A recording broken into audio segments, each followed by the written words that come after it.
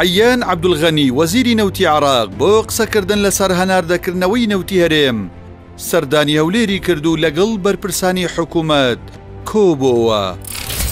دوایی نزیکەی 8 مانگ لە ڕاگرتنی بە بڕیاری دادگای ناوبژیوانی پاریس هێشتا ئاستەنگی گەورە لە بەردەم هەناردەکردنەوەی نەوتی هەرێم ماون. لەوانە قەرز و شایستەی کۆمپانیا نەوتیەکان، خەرجی نەوت، کرەی بۆری و جۆری گرێبەستە نەوتیەکان.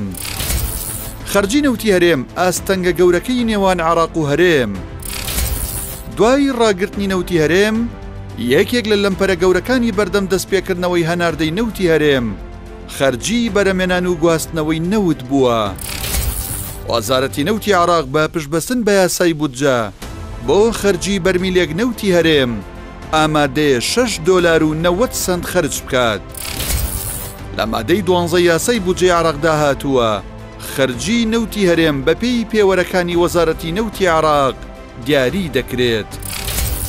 کۆمپانیا نەوتیەکان و حکوومەتی ماوە بەسەرچووی هەرێم داوا دەکەن $24 بۆ خەرجی بەرەمێنانی هەر بەرمیلێک و $8 بۆ گواستنەوەی 1 بەرمیل خەرج بکرێت.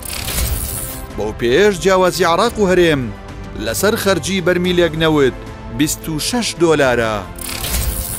لە ماوەی ڕابردوودا کۆمپانیا نەوتیەکان قازانجێکی زۆریان لە نەوتی هەرێم کردووە.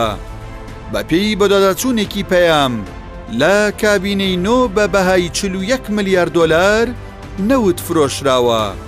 26 ملیاری بۆ خەرجی کۆمپانیاکان و تەنیا 14 ملیاری بۆ حکوومەت بووە. شایستەی کۆمپانیا نەوتیەکان بەپێی لێدوانی کۆمەڵەی پیشەسازی نەوتی کوردستان کە پێگاتووە لە کۆمپانیاکانی گەنێڵ ئێنەرجی، DNO، گۆڵف گیستۆن، شاماران، HKN، حکوومەتی ماوە بەسەرچووی هەرێم $1 ملیار شایستەی دارایی کۆمپانیا نەوتیەکان قەرزارە. کۆمەڵەی پیشەسازی نەوتی هەرێم بۆ هەناردەکردنەوەی نەوت لە ڕێگەی بۆری داوا دەکەن شایستەی دارایی ڕابردویان بۆ خەرج بکرێت و شایستەکانی داهاتووشیان مسۆگەر بکرێت.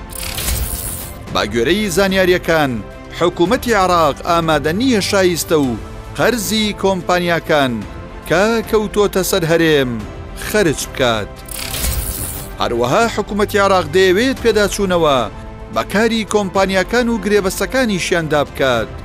ئەمەش لە ژێر ڕۆشنایی بڕیارەکەی دادگای فیدراڵی لە شوباتی ساڵی 2022 کە گرێبەستە نەوتیەکانی هەرێمی کوردستانی هەڵوەشاندۆتەوە. کرەی بۆری کێشەیەکی دیکەیە لە نێوان هەرێم و بەغدا. تا ڕاگرتنی نەوت لە کۆتایی ئاداری ئەمساڵ حکوومەتی ماوە بەسەرچووی هەرێم بڕەپارەیەکی زۆری بەناوی کرەی بۆری لە سنووری هەرێم و تورکیا خەرج کردووە. بەپێی راپۆرتەکانی دیلۆید لە هەندێک ساڵدا لە 14 داهاتی نەوت بۆ کرەی بۆری ڕۆیشتووە. لە کاتێکدا عێراق بۆ هەناردەی بەرمیلێک نەوت $1.50 خەرج کردووە. لە حاڵەتی هەناردەکردنەوەی نەوتی هەرێم حکوومەتی عێراق دەیەوێت تەنیا لە سنووری تورکیا کرەی بۆری بدات کە بڕەکەی بۆ بەرمیلێک نەوت $1.50. تورکیا و نەوتی هەرێم سەرەڕای چارەسەرنەکردنی کێشەی قەرەبووەکەی دادگای پاریس حکوومەتی تورکیا ئامادەی خۆی بۆ هەناردەکردنەوەی نەوتی هەرێم دەربڕیوە.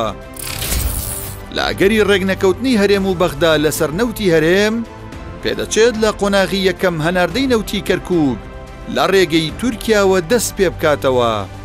پێش ڕاگرتنی نەوتی هەرێم حکوومەتی عێراق ڕۆژانە نزیکەی 75,000 بەرمیل نەوتی کەرکووکی لە ڕێگەی بۆری هەرێمەوە هەناردە دەکرد.